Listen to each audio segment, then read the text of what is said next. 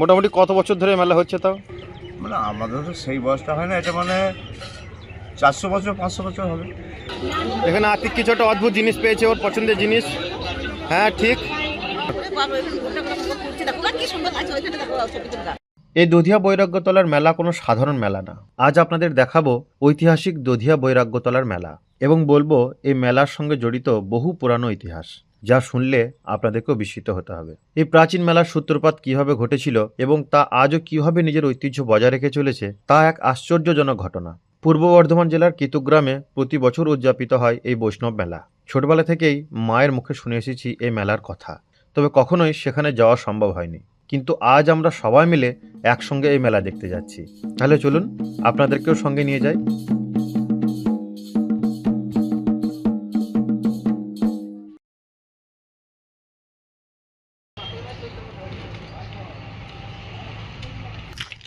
গরুর গাড়ি করে আমরা মেলা যেতাম, দুটো গাড়ি যেত, একটা টপ্পর গাড়ি যেত, একটা ফাঁকা গাড়ি যেত। টপ্পর গাড়িতে আমরা ছেলে পিলে করে সবাই মিলে যেতাম, ভাই বোন করে।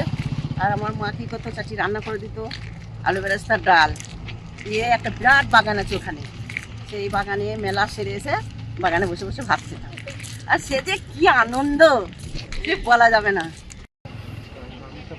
মা শেষবারে দধিয়া মেলা গেছিল গরুর গাড়িতে, কিন্তু আজ যাচ্ছে টোটোতে। আমাদেরও ইচ্ছা হচ্ছিল সেই পুরানো দিনের ফিরে যেতে আর গরুর গাড়ি চড়ে মেলা যেতে, কিন্তু টোটোর যুগে তা কি আর সম্ভব? রাস্তার দুই পাশে প্রাকৃতিক দৃশ্য উপভোগ করতে করতে গ্রামের রাস্তা ছাড়িয়ে আমরা উঠলাম বাদশাহী রোডে। আমার এই মেলা ছোটবেলা থেকে না যেতে পারার কারণ হচ্ছে, প্রতি বছর ঠিক এই সময়েই আমাদের স্কুলে থাকতো বার্ষিক পরীক্ষা এবং পরবর্তীতে কর্মসূত্রে বাড়ির বাইরে, আর সেই কারণে আমার এই মেলা আর দেখা হয়ে ওঠেনি।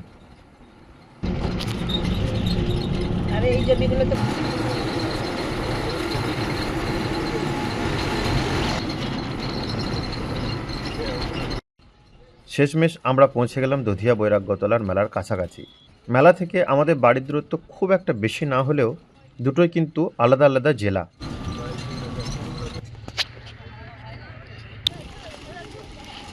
অবশেষে আমরা পৌঁছালাম সেই ঐতিহাসিক মেলা প্রাঙ্গণে। আজ মেলার চতুর্থ দিন।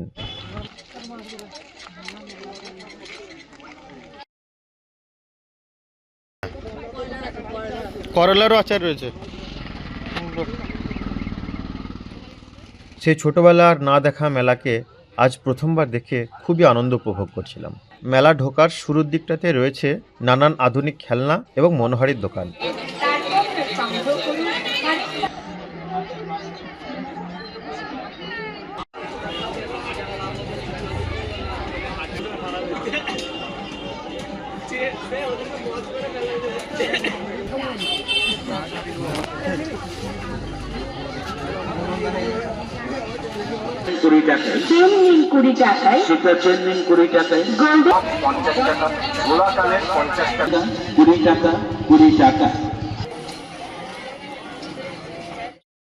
কিছুক্ষণ পরেই চোখে পড়ল নানান নিত্য প্রয়োজনীয় সামগ্রী। মায়ের কাছে শুনেছি এককালে সাধারণ মানুষের সংসারের সারা বছরের প্রয়োজনীয় বহু সামগ্রী এই মেলা থেকে কিনতে হতো, কারণ সেই সময়ে গ্রামের দিকে এত হাট বাজার ছিল না। একটা ভালো তো লাগছে না আমাদের। ওই ছুরিগুলো কত করে ভাই? ছুরিগুলো কত করে?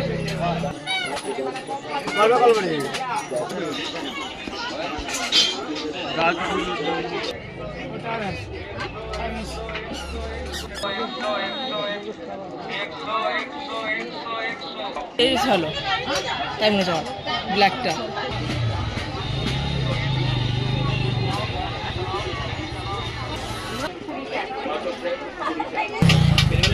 চারিদিকে বেশ লোভনীয় এবং দাঁড়িয়ে দেখার মতো বহু হস্তশিল্প রয়েছে। শিল্পীরা অনেকেই সেখানে বসেই তৈরি করছে তাদের নানান কারুকার্য।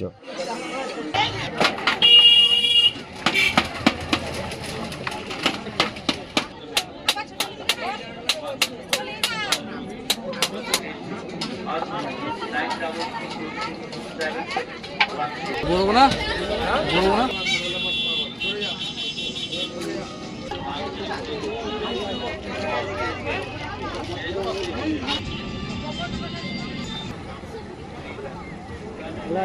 বাপ রে বাপ, কি নেই এই মেলায়! কাঠের তৈরি রান্নাঘরের আসবাবপত্র, মাছ ধরা জাল থেকে শুরু করে মাটির তৈরি সুন্দর সুন্দর পাত্র, আরও কত কী। আমি খুবই মজা পাচ্ছিলাম এই সব কিছু দেখে। বাকিরাও বেশ মজা করছে।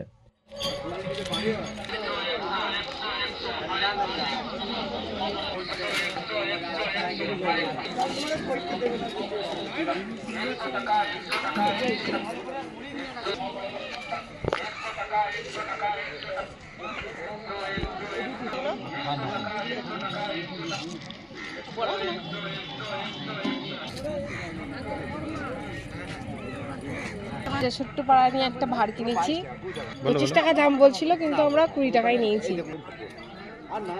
কিছু বলছে থালায় তো ভাবছি কখন শোনা যায় এক সময়ে এই মেলাতে আসতো সব নামি দামি সার্কাস দল, যেখানে দেখা যেত নানান খেলার পাশাপাশি বিভিন্ন পশু পাখি, হাতি ঘোড়া, এমনকি বাঘ ভল্লুক পর্যন্ত। কিন্তু আজ সেসব আর চোখে পড়ে না। মূল্য দেখো ফারিন। হ্যাঁ, এই মূল্য দেখো। এই মেলা ছাড়াও কি আপনারা এখানে বসেন? মানে আপনাদের এটা 12 মাস থাকে, তাই তো জায়গাটা? এই যে এটা ধরুন আপনার সপ্তাহে দুটো হাট হয়, সপ্তাহে দুটো হাট। কোন কোন বার? শনিবার মঙ্গলবার। শনিবার আর শনিবার মঙ্গলবার। মঙ্গলবার এটা মেলার উপলক্ষে আমরা এখানে বসি। আচ্ছা আর আমাদের জায়গা আছে এখানে বাবা গোপালের কাছে। আচ্ছা। আর এই মন্দিরকে ঘিরেই কি মেলা? হ্যাঁ অবশ্যই, বাবাকে নিয়ে সব কিছু, বাবা গোপাল দাসকে নিয়ে সব চলছে। মোটামুটি কত বছর ধরে মেলা হচ্ছে তাও? মানে আমাদের তো সেই বয়সটা হয় না, এটা মানে 400 বছর 500 বছর হবে। 400-500 বছর পুরানো মেলা? হ্যাঁ বাপ রে বাপ! বহু, মানে আমার বাবারাও বলতে পারবে না। তাই? হ্যাঁ। সত্যি বলতে আমি এই ভদ্রলোকের কথা শুনে বেশ কৌতূহলী হয়ে পড়েছিলাম। তাই একটু ইন্টারনেট ঘাঁটা শুরু করলাম এবং আরও কিছু বিস্তারিত তথ্য পেলাম, যা আমায় সত্যি অবাক করেছিল। জানা যায় 1176 বঙ্গাব্দে, মানে 76-এর মন্বন্তরের ভয়াবহ দুর্ভিক্ষের সময়ের ঘটনাকে ভিত্তি করেই গড়ে উঠেছিল এই মেলা। সম্মানীয় বৈষ্ণব সাধক গোপাল দাস সেই সময় অগণিত ক্ষুধার্ত মানুষের মুখে অন্ন তুলে দিতে আয়োজন করেছিলেন এক বিরাট মহোৎসবের। আজও সেই রীতি এবং ঐতিহ্য সযত্নে পালন করা হয়ে চলেছে। যদিও এই মন্দিরের ইতিহাস তারও পুরানো, আনুমানিক 260 বছরেরও বেশি। তৎকালীন বর্ধমানের রাজা তিলকচাঁদ গোপাল দাস মহাশয়ের সেবায় মুগ্ধ হয়ে 69 বিঘা জমি দান করেছিলেন এবং স্থাপন করেছিলেন এই মন্দিরের।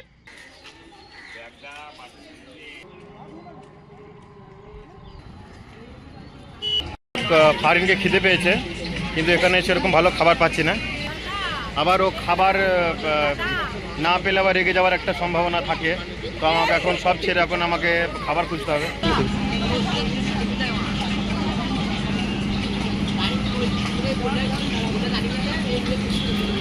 মূল্য টাকা ওটা যে এই বস্তাটা বয়েছে দুজনে, তার কারণটা কি দেখা হয় দেখি। তারপর এই যে এত বড় একটা বিশাল সাইজের একটা দানব সাইজের মূল্য ওরা কিনেছে।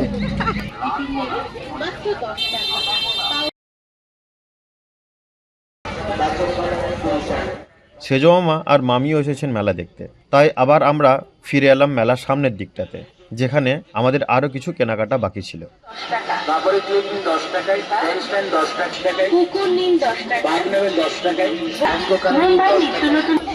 আমার পছন্দ হয়েছিল একটা ছুরি, তাই সেটা নিয়ে নিলাম।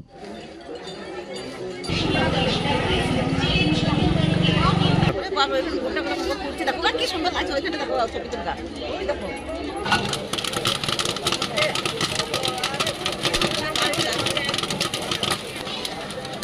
একটা ভোট দিন।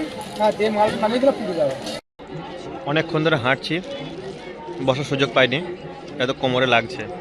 তো এসে আমরা একটা ভটভটির উপরে বসেছি। বেশ ভালোই লাগছে মেলাটা। প্রত্যেকটা মেলাতে ওই হরেক মাল 5 টাকা 10 টাকা করে বেড়ায়। এই মেলাটাতেও রয়েছে, কিন্তু তার সঙ্গে সঙ্গে অনেক ভালো ভালো জিনিস রয়েছে, যেগুলো বাড়ির অনেক কাজের, এবং আমরা নিয়ে যেতে পারি সেই জিনিসগুলো আমাদের বাড়ির কাজের জন্য। তো কেনার মতো অনেক কিছুই রয়েছে, শুধু দেখার মেলা না, এটা কেনারও মেলা বলতে গেলে। বেশ ভালোই লাগছে। চলো এবার বাকি মেলাটা দেখা যাক, তারপরে বাড়ি যাওয়া যাবে। তলবলটা আমাদের খুঁজে পাই না। আমিও কিনেছি একটা ছুরি, ইস্পাতের ছুরি। এখানে এইসব জিনিস পাওয়া যায়, খুব ভালো ভালো জিনিস পাওয়া যায় এগুলো, যেগুলো আমাদের সারা বছরের কাজে লাগে। সত্যিই তো আমি আশ্চর্যই দাদা, এগুলো কি সেই ছোট, কোনগুলো কি আমাকে দেখাও। একদম ছোট ছেলের মতো কিনেছে। হ্যাঁ, তো আমি তো ছোট ছেলে, আর এই জিনিসগুলো আমার খুব পছন্দের জিনিস, আমি সে কারণে আমি কিনেছি। আমি তো আশ্চর্য। না, আশ্চর্য হওয়ার কিছু নেই, এগুলো আমার খুব পছন্দের জিনিস, জানো। কিন্তু দাদা আপনি একটা নোটিস করেন নাই, ন্যাচটা কই এর, ন্যাচটা কই? ওই উটের লেজ হয় না।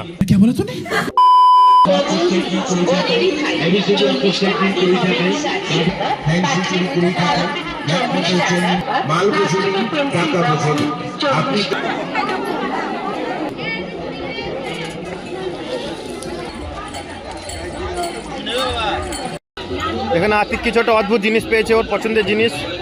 হ্যাঁ ঠিক, যা ভাবছিলাম তাই। খুলে বলবি ম্যাজিক সেলাই দেখাও, মোবাইল তোর সব শিখিয়ে দেবে, এরকম টানবি অনেক দেখাবে, আমারটা যখন দেখবি তখন আমার মুখটা দেখবি। ও ভিডিও করে কি করবি? দেখাবো সবাইকে। সবাই লাভ, তা ওতে লাভ কি? সব কিছু লাভের জন্য করা যায় না চাচা, কিছু জিনিস শখেরও করতে হয়। এই ডিজাইনগুলো বিক্রি করছেন নাকি? এই ডিজাইন তোদের লাগবে, নিতে পারিস। না, আমলকি, মশলা মাখানো, কাঁচা আমলকি, হজমি ফল, আমলকি, চায়না চেন নিন 20 টাকা, লকেট চেন নেবে মাত্র 20 টাকা।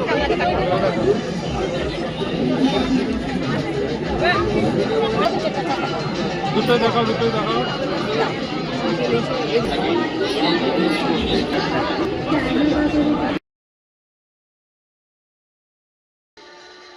মেলা দেখা মোটামুটি শেষ, এখন বাড়ি ফেরার পালা।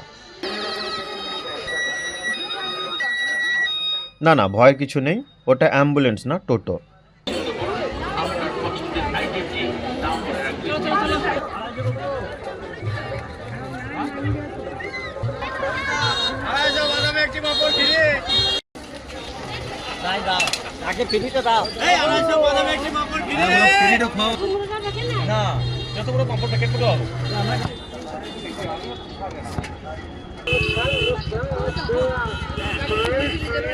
এই একজন পরিচিত লোক পাওয়া গেল, যার সঙ্গে টোটোতে আমরা বাড়ি যাব।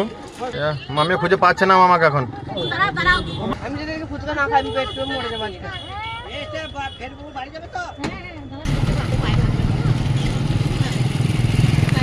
আমাদের বাড়ি ফিরতে ফিরতে প্রায় সন্ধ্যা হয়ে গেল।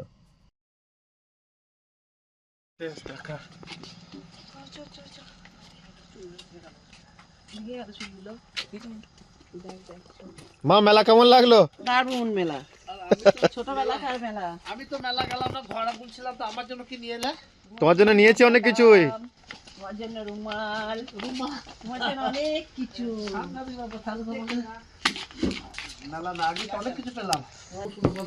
এই যে আব্বার জন্য টুপি এনেছি আমি একটা সুন্দর এই যে দেখে। আমার মায়ের জন্য চুড়ি এনেছে। এই যে বটি আনা হয়েছে, সাবধানে, খুব ধারালো বটি। এবার দেখো জাঁতা, এই যে আমরা জাঁতা কিনে নিয়েছি,